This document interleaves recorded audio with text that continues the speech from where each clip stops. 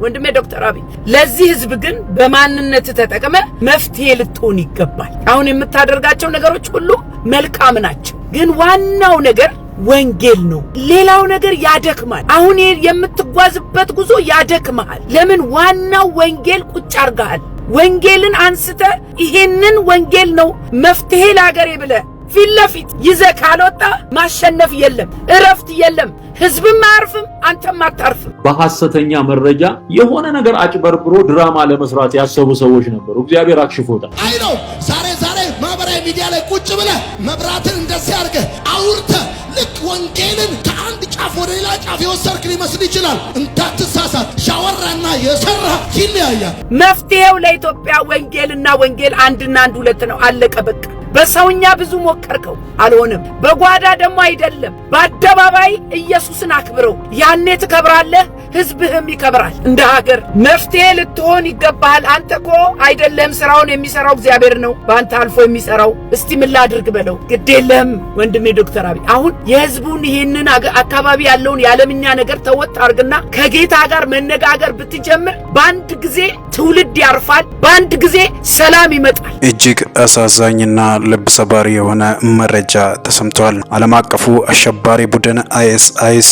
በሶሪያ 25 ክርስቲያኖችን መግደሉ ተሰምቷል። ጥቃቱ የተፈጸመው በደማስቆ የግሪክ ኦርቶዶክስ ቤተክርስቲያን ውስጥ ነው። አጥፍቶ ጠፊ ባደረሰው ፍንዳታ ከሞቱ 25 ሰዎች በተጨማሪ 59 ሰዎች ላይ ጉዳት ደርሶባቸዋል። እሁድ ጠዋት ክርስቲያኖች ቅዱስ ኤልያስ በተባለው ቤተክርስቲያን ለጸሎት ተሰብስበው ነበር። ጥቃት አድራሹ ወደ ቤተክርስቲያኑ ገብቶ ተኩስ ከከፈተ በኋላ የአጥፍቶ ማጥፋት ፍንዳታውን እንዳደረገ ተገልጿል።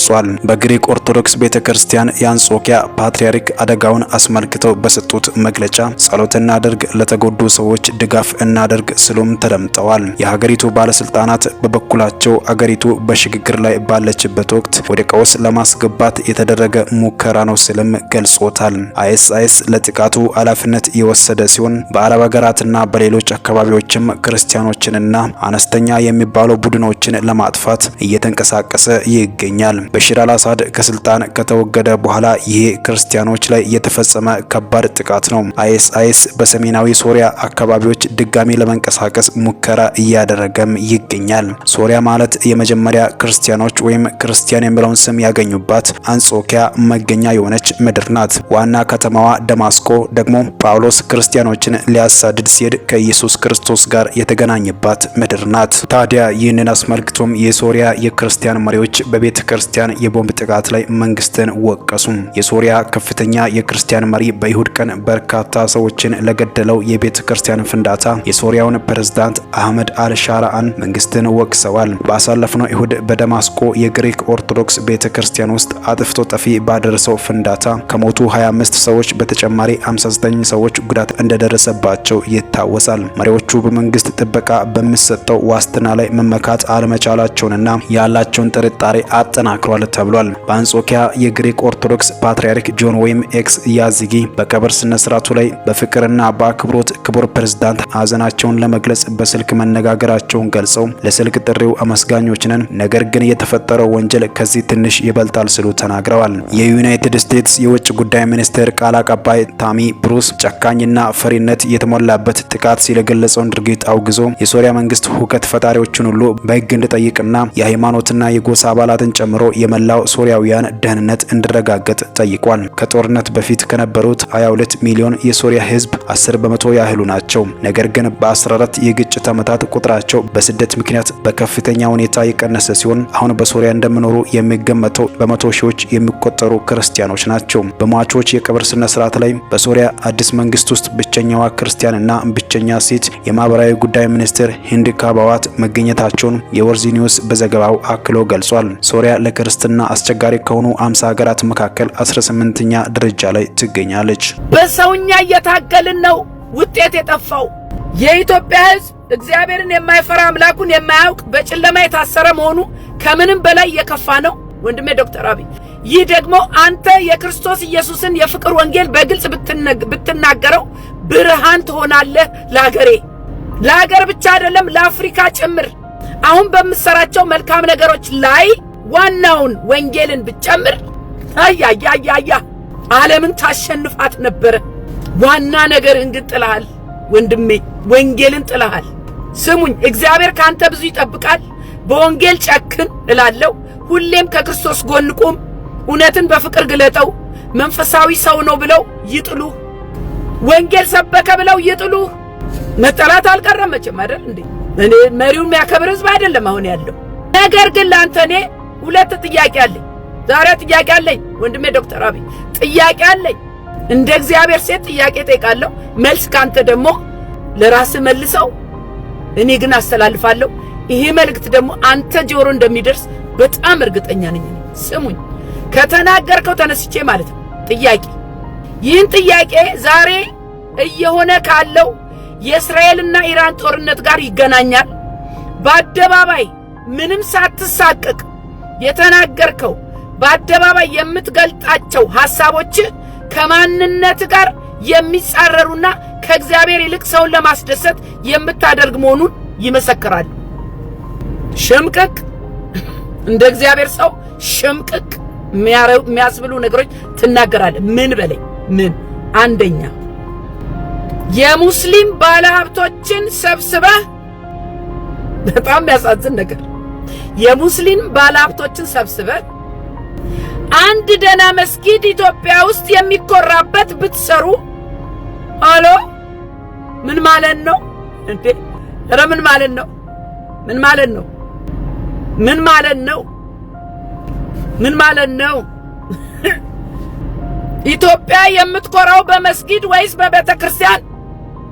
ኢትዮጵያ የምታርፈው በመሐመድ ወይስ በኢየሱስ? እኔ ጥያቄ ላንተ አስደነግጥም። ይሄ ምንም በሉኝ፣ ምንም ቪዲዮ አያይዛለሁ። ምን ኮራበት መስጊድ ብትሰሩ፣ ትልቅ መስጊድ። የኢትዮጵያ ሕዝብ ችግር መስጊድ ነው እንዴ? እንዴት ወንጌል አማኝ ሆነ መስጊድ ስሩ ትላለህ? እንዴት? ይሄ ላንተ ያለኝ ጥያቄ ነው። እኔ አሁን በዚህ ሐሳብህ እግዚአብሔር ይከብራል ወይ? እግዚአብሔር ይከብራል? ከክርስቶስ ተቃዋሚዎች ጋር ገጥመህ መስጊድ ስሩ፣ በአገሬ ትልቅ መስጊድ ምንኮራበት ሰው እየመጣ የሚጎበኘው ትላለህ? ይሄ ላንተ ያለኝ ጥያቄ ነው። እንደው ምንም በሉ፣ እኔ እብድ በሉኝ፣ I don't even care። አልቃጠልም፣ በውስጤ ግን ይዤ አልቃጠልም። እጠይቃለሁ፣ ጥያቄ ዛሬ እጠይቃለሁ። ክርስቲያንና አይሁድ ጠላቶቻችን ናቸው ብለው በአደባባይ ሰይፍ ካነሱብን ጋራ ቁጭ ብለህ መስጊድ ብትሰሩ ትላለህ? ሌላ ቀርቶ ስለ መሐመድ ሻላሻ ሐላሻ ብለህ እኔ ቋንቋውንም አትጠይቀኝ፣ እሱንም ቪዲዮ አያይዛለሁ። ስለ መሐመድ በምን አፍ ነው አንተ ጥሩ የምትናገረው? ስለ መሐመድ ምን ሆነ ነው? ምን ሆነ ነው? ስለ ኢየሱስ ጌታ ነው ባልክበት አንደበት እንደገና መሐመድ ማድነቅ ምን ማለት ነው? ምን ማለት ነው? እናንተ ወንጌል የገባችሁ ፍረዱኝ። የክርስቶስን ፍቅር የቀመሳችሁ ፍረዱኝ። ከክርስቶስ ጠላት ጋር ግን አናብርምኛ። ኖ ኖ ኖ። የፈለገ ሀገር መሪ ብትሆን እምነት አለህ እኮ። የክርስቶስ አይደለህም እንዴ? እስራኤልን ሊያጠፉ ከተነሱት ጋር መወገን አይሆንም ወይ? ለዚህ ምን መልስ አለህ? እንዴት የክርስቶስ ሆኖ ሰው ከክርስቶስ ጠላቶች ጋር በዚህ ደረጃ ይጋመዳል? በዚህ ደረጃ ከሁሉም ጋር በሰላም ኑሮ አያግሪ። ግን የነሱን አምላክ አላደንቅም። እኔ መስጊድ ስሩ አልልም። ለማብዬ ምን ነው ወንጌል አማኞችን ቤተ ክርስቲያን ስሩ አትልም? ምን ነው የአባት ቤት የተበላሸውን በእኛ ዘመን አታጠራም? የወንበዴዎች ዋሻ አደረጋችሁት ብለህ የክርስቶስ መሆን ካልቀረ ከስልጣንህ ጋራ የአሁን የዘመኗን የተጨማለቀች ቤተ ክርስቲያን አታጠራትም? የድርሻህን አትወጣም? አትገስጻቸውም? የእግዚአብሔርን ቤት ያረከሱትን አትገስጻቸውም? አትቆጣቸውም? እኔ አንተም ብሆን ኖሮ በዚህ ዘመን የክርስቶስ ሆኜ ምድራዊ ስልጣን አግኝቼ ቢሆን ኖሮ የአባቴን ቤት አጠራ ነበረ። የአባቴን ሥራ ሠራ ነበረ። በጨለማ ያለውን ትውልድ አድን ነበረ። በጥንቆላ በመተት የታሰረውን አስፈታ ነበረ። ይሄ ነበር ያንተ ሥራ ወንድሜ ዶክተር አብይ። እናገረዋለሁ እኔ አይ ዶንት ኬር እናገረዋለሁ። ይወጣልኛል። ዛሬ ጥሩ ተኛለሁ። በጣም ነው ግን እኔ በጣም ነው ማዝነው። በዚህ መስጊድ ስሩ አደባባይ ላይ ኢትዮጵያ የምትኮራበት ከሞን ማን ኖ እኛ በመስጊድ አንኮራም። ባለ መስጊዶቹ የክርስቶስ ተቃዋሚዎች ናቸው። ይሄ ጠፍቷል ወንድም አለ አልጠፋም። ስሙኝ፣ ይህ ነገር በእግዚአብሔር ዘንድ ያስጠይቃል። ሁለት ነገር እኩል ማስኬድ አይቻልም። የክርስቶስንና የመሐመድ አምላኪ መሆን አይቻልም።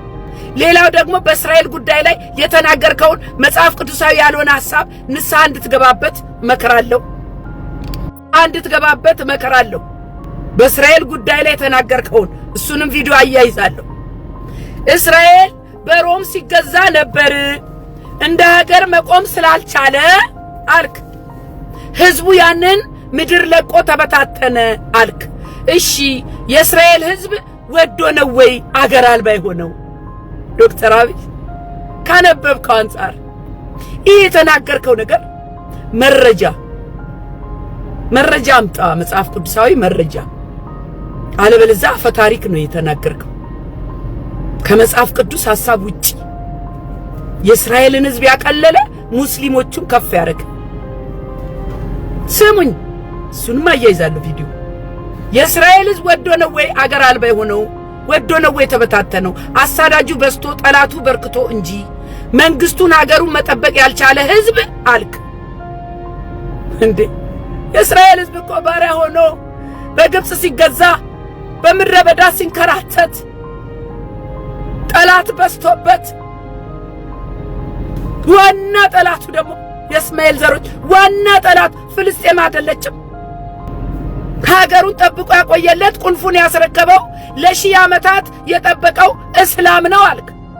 በዚህ ደረጃ ዶክተር አብይ አፈታሪክ ተረት ኖ መጽሐፍ ቅዱሳዊ አይደለም ይሄ። እኛ ለማረጃ አናወራም፣ ከመጽሐፍ ቅዱስ ውጪ ነው። እኛ ምናቀው እንደውም እስላሞችን እስራኤልን ሲያሳድዱ ይሄው እስከ ዛሬ ድረስ መከራ ሲያሳዩት ሲቀሟት ይሄው መቅደስ አፍርሰው አይደል እንዴ መስጊድ የሰሩት እዛ ኢየሩሳሌም እኮ የጌታ ኢየሱስ ክርስቶስ ናት። ኢየሩሳሌም እኮ የክርስቲያን ናት። ኢየሩሳሌም እኮ የአይሁድ ናት።